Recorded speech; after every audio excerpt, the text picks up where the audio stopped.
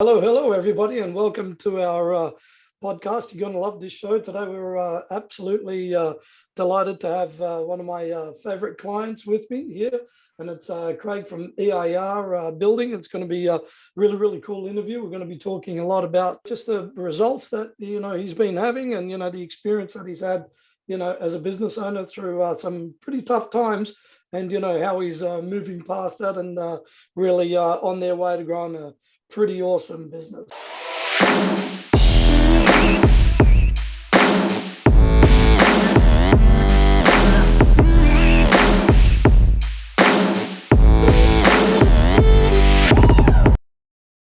So, Craig, welcome to the show. Thanks, Nick. Happy to be here. So, Craig, tell me a little bit about you and a little bit about EIR. If you can just tell us a bit, where EIR kind of started and, where you came from, what you guys obviously do, and a little bit about you, obviously, and Catherine, she's a big part of the business. Yep. Well, I started the business myself. I fell into it. I was working on a lot of residential work. I went into the airport to do one job, and a few people there found out I'd done 2 trades, and I was on the way to doing my building license. And I contracted for a short time for someone in there, and Qantas approached me and asked me would I contract straight to them. I thought about it for about 10 seconds and said yes. Yeah. And then everything from there is growing just from word of mouth, and most of our clients are non-residential, like government contracts, museums, council. And so I met Kath, for a long time. She had nothing to do with the business. She's got the entrepreneurial blood in her own, in her as well. That's yes. So she had her own business, ran other people's businesses, and we had a few arguments that she'd see that I was stressed, and she, wouldn't know that there was money coming in. I'd be able to see, what was going on in my limited capacity. And now I give it to her that, careful what you wish for, because now she's in deep, and be careful what we wish for. And we work together, and Cass, I'm up in her office at the moment, but part of that balance and making it work is that I have a office down the back of the workshop. So I stay away from her and she stays away from me, and that's funny. Hopefully, that helps to make it work. But we seem to make it work. And a lot of people, we get a lot of feedback, people, asking how do you make it work? But we just do. By the way, just to give some context, Kath is his better half, is what we're talking about. That's right. Yeah. Just so everybody knows. Tell me, Craig, tell me a bit about what EIR does today, like as a company, and how we've evolved into what we're doing today. Yeah, we do everything from renovations to minor works at the moment. We're changing over the kiosks, check-in kiosks at nearly all the ports in Australia for Qantas. We just finished a exhibition fit out for the Maritime Museum. Emergency works for a lot of those clients, like the government contracts. At the moment, I'm doing a disabled access upgrade for Canada Bay Council at one of their schools. So just everything that's, anything that they throw at us, really. That's pretty awesome. Yeah, you guys have got some great, skill sets to be able to do what you do. Now, how long have we been coaching together? I think it's like a year and a half or so, maybe. Year and 11 months. Yeah. Has it been that long? Yeah. There you go. So it was right in the middle of COVID. Right in the middle of COVID. Yeah, exactly. You're exactly right. So, and I wanted to kind of ask, if you had to say, there's been one thing that has really made a change in the business, for you and obviously the business itself. Yep. And, there's sort of one thing that you go, hey, this is really a standout. And, obviously the viewers that are watching this or listening to this as a podcast, I think it's important that, there's been 100 changes that we've made, but because I don't want it to be, it's not about the 100 changes. It's about one thing, I suppose, that really kind of stands out for you as a company and for you maybe personally as well. And if you could kind of elaborate to that, maybe one thing that has changed for you and then one thing that's changed kind of for the company. Yeah, for me personally, and almost everything comes off this, and it's not something I expected when we approached you. I expected business coaching, it's numbers, it's figures, it's reporting, and that by the way was a massive thing that has changed. Our structure and our approach to the business is the reporting. But for me personally, it's the balance and, like you said on a recent podcast, integration and just mindset of like I've changed my mindset on quite a few topics and quite a few approaches, with thanks to you and your coaching, and everything else has come off that. So just I can't even pinpoint one point of mindset, but everything has come back to that to me. It's interesting. I mean, for you, I know you were a little bit skeptical about coming into coaching initially when we met, and I'm wondering if you can share that a little bit. And I'll tell you why, because I think there's a lot of people. Obviously, there's a cost that comes with things and everything else that goes from there. But I'm wondering how you felt. You know what I mean? Because I know you're a bit skeptical. I think Catherine was a bit more open because she's had that kind of experience with personal development on entrepreneurism and systems and all of that stuff. So I'm wondering if you can share a little bit about that, and then I'll give some context on what we've been working on as well. So. Yeah, well, my initial pushback was, I've done everything myself. I taught myself Excel. I was invoicing Qantas with an Excel sheet, converting it to PDF, did every single thing myself. And we weren't really running at a very full capacity at all. Like we were losing money. And I had another side of the business, which was pretty much money in, money out. And that was holding us up. And I just thought it's another expense. What am I going to learn? And also, my other thing I really pushed back on was I don't want more clients. I don't want more work, because the stress and the lack of financial return that you had previously. Yeah. Was just, I didn't want to compound on that. And so to me, it was just, a business coach is going to come in, he's going to promise us more work, he's going to get us more work. I didn't want more work. I was pretty much over it, to be honest. And whether I was or not, we would have wrapped it up by now. We were losing money. Yeah. And I think for you, it was kind of the fear of, like you're saying, letting go, the fear of putting processes in place where you wanted to control that. And, I get to meet business owners all the time, and I completely get it. I mean, it's your baby, just the same as my business is my baby. I understand it. But the truth of the matter, in order for us to have that life work integration, that you're not doing 3,000 hours a day, and you're not all the, and it's not just the work that's the concern. It's that, God forbid, something happens to you, and then what happens to the rest of the business? Where today, I know you and Catherine take time off all the time, a long weekends here and a week here, and it just gets. And I'm not here till 8 o'clock at night. It doesn't mean I totally switch off when I get home. But I don't think none of us do. No, that's right. I try to. I take my watch off when I get home, and my kids know that's it. And I try to stick with that. But going back to the mindset, like you said, I even would wear that as a badge of honor. Like, if you're not going to, kill yourself doing 20 hours a day and everything's on you, and you have to run everything, then to me, that was a badge of honor. And it's sort of something I measured myself against.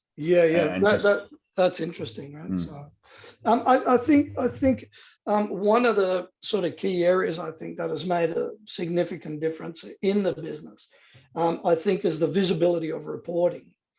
And I remember when we were sitting with your accountant, he said, I can't believe the growth that we've had in this short period of time, because literally we've doubled the business. Which is pretty awesome, and that for everybody is over $1 million in income and increase. And so I think that the big part around it is, I think what you guys didn't have is the ability for us to kind of react to data really quickly.